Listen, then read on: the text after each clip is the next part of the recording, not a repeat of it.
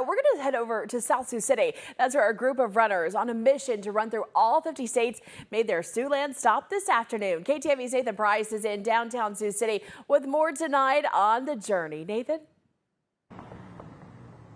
Yeah, Jessica, I'm here outside of the Boys and Girls Club of Siouxland, where the Sri Chinmoy Peace Run made the second stop here in Siouxland after stopping at the South Sioux City City Hall.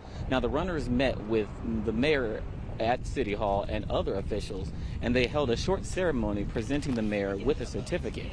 The run started in New York on April the 16th and is set to travel to all 50 states by the end of the year in honor of America's 250th birthday.